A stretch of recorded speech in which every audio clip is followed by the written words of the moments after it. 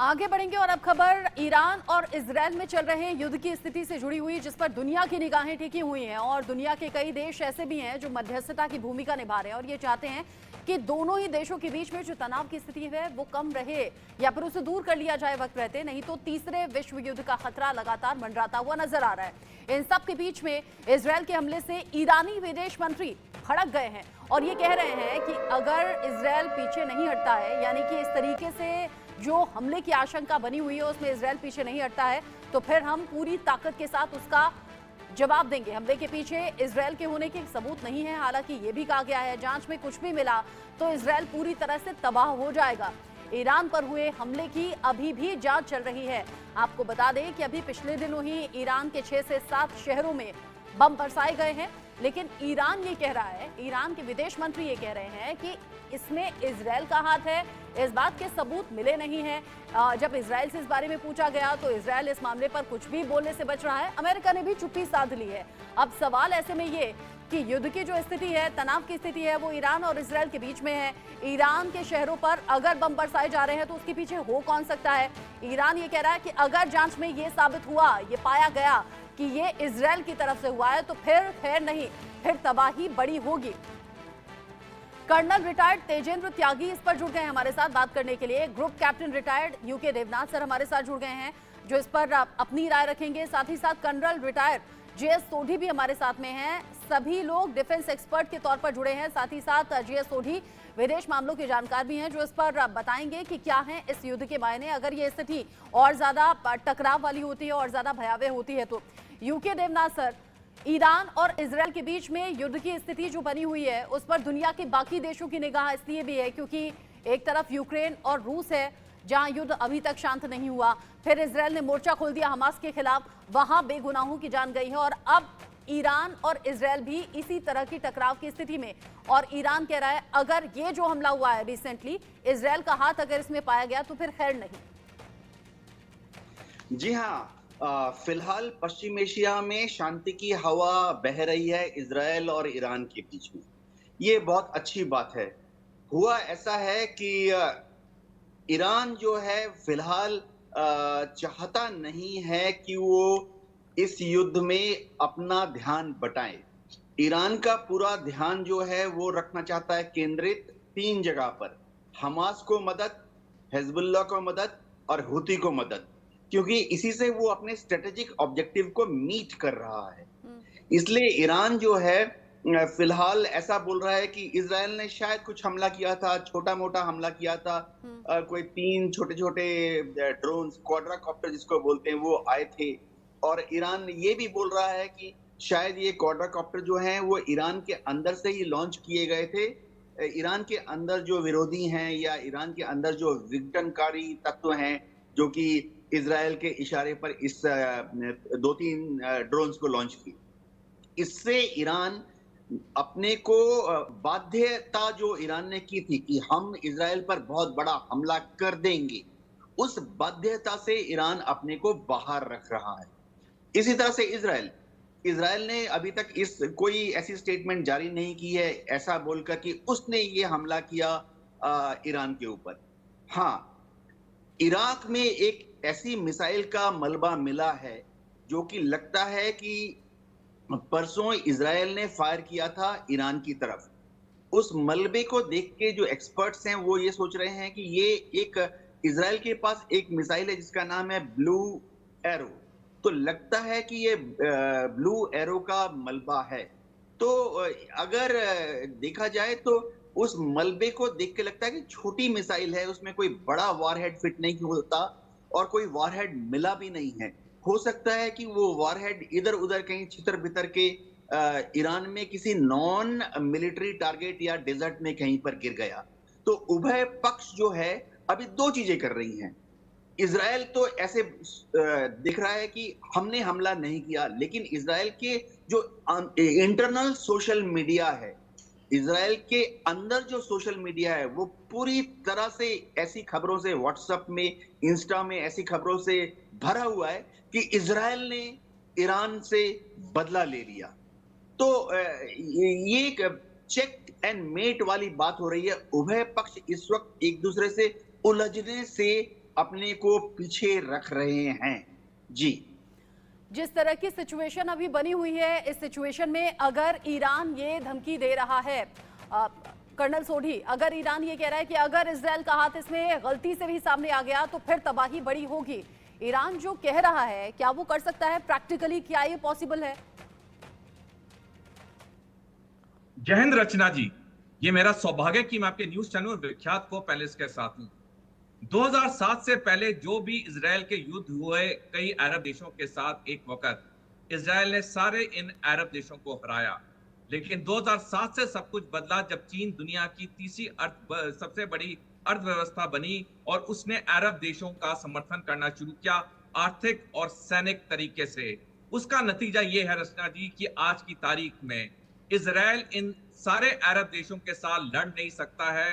Israel में वो सैनिक क्षमता नहीं रही है क्योंकि ये अरब देश आर्थिक और सैनिक रूप से 2007 से बहुत शक्तिशाली हो चुके हैं। इजराइल ने ये जो ईरान पे हमला किया कुछ दिन पहले, इजराइल ने अब तक उसकी जिम्मेवारी नहीं ली है। ये चीज साफ दिखाती है कि इजराइल में अब वो ताकत नहीं है जो 2007 से पहले थी। पिछले साल 7 अक्टूबर से अमेरिकी राष्ट्रपति जो बाइडेन लगातार कह रहे हैं जितना लंबा ये युद्ध इजराइल खींचेगा हमास के साथ उतनी अपने लिए दिक्कत करेगा। आज ईरान एक बहुत ताकतवर देश बन के उभर चुका है। इसी साल 17 जनवरी को यूनाइटेड किंगडम के डिफेंस सेक्रेटरी ग्रांट सैप्स ने बयान दिया था कि अगले 5 साल में दुनिया में नए युद्ध के मोर्चे खुलेंगे जिनके पीछे 4 देश होंगे, रूस, चीन, ईरान और उत्तर कोरिया। और उनकी ये बात बिल्कुल साफ, सही, सटीक दिखती हुई नजर आ रही है। ईरान के पास एक बड़ी सेना है, हालांकि उसका इजराइल के साथ कॉमन बॉर्डर नहीं है, लेकिन उसकी मिसाइल पावर बहुत अच्छी है। जो उसने 14 अप्रैल को तड़के सुबेरे हमला किया, कुछ रक्षा विषय के उसे असफल कह रहे हैं, मेरी नजर में वो बहुत सफल था क्योंकि ईरान ने एक दिन पहले अमेरिका और तुर्की को बताया कि आप इजराइल को बताइए कि हम अगले दिन तड़के सुबेरे 2 और 4 के बीच इन जगह पे मिसाइल दागेंगे, क्योंकि ईरान का मकसद इजराइल में क्षति पहुंचाना नहीं था, सिर्फ इजराइल को एक मैसेज देना था कि अगर इजराइल ने वार किया तो वो उसका मुंह तोड़ करारा जवाब देगा। और आज की तारीख में ईरान सार्थक है, सक्षम है इजराइल के ऊपर बड़ा हमला करने के लिए। जिस तरह की सिचुएशन अभी ईरान और इजराइल के बीच में बनी हुई है, कई देश ऐसे हैं जो ईरान के सपोर्ट में आ गए हैं और कई देश ऐसे हैं जो इजराइल के सपोर्ट में खड़े हुए हैं। इन सब के बीच में अमेरिका जो ये कह चुका है कि हम इजराइल की रक्षा के लिए प्रतिबद्ध हैं। अमेरिका से जुड़ा बड़ा अपडेट है, बड़ी खबर है। अमेरिका की माइक्रोवेव मिसाइल से ईरान थर्राया हुआ है। ईरान के परमाणु ठिकानों को तबाह कर सकती है ये मिसाइल। माइक्रोवेव मिसाइल ईरान के एटमी ठिकानों पर खतरा बनी हुई है। माइक्रोवेव मिसाइल को इंटरसेप्ट करना बहुत ज्यादा मुश्किल है। मिसाइल की जो तकनीक है वो अमेरिका के अलावा और किसी के पास है नहीं, यानी कि इसे रोकना या नष्ट करना ईरान के बस की बात है नहीं। माइक्रोवेव मिसाइल किस तरीके से टारगेट को हिट करती है और कितनी बड़ी तबाही ये ला सकती है, इसके बारे में हम समझेंगे। तेजेंद्र सर, अगर अमेरिका की तरफ से ये मिसाइल ईरान की तरफ आगे जाती है तो ये तबाही कितनी बड़ी हो सकती है, इस मिसाइल की खासियत क्या है, और अमेरिका जो कि इजराइल की रक्षा के लिए प्रतिबद्धता जाहिर कर चुका है, इनफैक्ट जग जाहिर कर चुका है, ऐसे में ईरान को कितना अलर्ट रहना चाहिए और ये मिसाइल क्या कर सकती है? देखिए, आज की तारीख में कोई भी हथियार अल्टीमेट नहीं है। जब रशिया का मॉस्कोवा वो शिप डूबा था तब ये बात बिल्कुल सामने आ गई थी। हाइपरसोनिक मिसाइल भी अल्टीमेट नहीं है, वो भी किसी ना किसी पॉइंट के ऊपर कमजोर होती हैं। अब ये माइक्रोवेव मिसाइल के बारे में आज तक पूरी जानकारी नहीं है, लेकिन ये भी या तो लॉन्च के समय या अटैक के समय और या मीडियम जब पाथ होता है उस समय ये कमजोर हो सकती है। लिहाजा ये कहना तो बिल्कुल गलत है कि इसका कोई जवाब है ही नहीं। कोई ऐसी चीज नहीं है जिसका जवाब ना हो। अमेरिका साथ में है। अब ईरान के बारे में जो बातें चल रही हैं, मैं कहना चाहता हूं कि लफ्जों के बीच में से मतलब निकाला जाता है। ईरान के डिफेंस मिनिस्टर क्या कह रहे हैं कि अगर इजराइल नहीं रुका तो इसका मतलब ये कि अब जो हुआ है इसके बाद अगर नहीं हुआ तो। और फिर यही तो ईरान है जिसने ये कहा था कि अब अगर इजराइल से हमला हुआ तो 13 दिन का इंतजार नहीं करेंगे, हम तुरंत एक्शन लेंगे। और ये भी कहा था कि अगर छोटा भी हमला हुआ तो हम बड़ा जवाब देंगे। अब वो कहाँ है बड़ा जवाब, अब वो कहाँ है 13 दिन का टाइम। और तो और जो सैटेलाइट तस्वीरें हैं उनसे ये पता लगा कि ये जो इस्फहान शहर है और जिसमें वो न्यूक्लियर फैसिलिटी है, उस न्यूक्लियर फैसिलिटी के पास S-300 सिस्टम रशिया का तैनात किया हुआ था। और सैटेलाइट तस्वीरों से पता लगा कि उसको इस अटैक के अंदर तबाह कर दिया गया।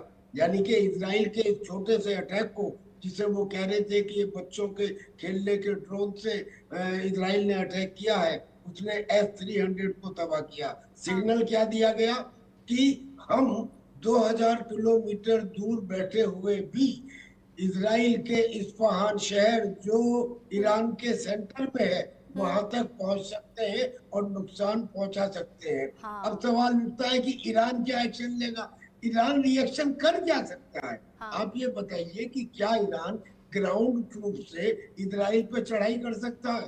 भाई साथ में जॉर्डन है, इराक है, सीरिया है, हाँ। 3 देशों को पार करना पड़ेगा तब वो पहुंचेगा इजराइल तक। हाँ। क्या वो पानी के रास्ते इजराइल पर अटैक कर सकता है? हाँ। वहां पे दुनिया भर के डेस्ट्रॉयर और एयरक्राफ्ट कैरियर अमेरिका ने पहले तैनात कर रखे, मेडिटेरियन सी हो या रेड सी हो।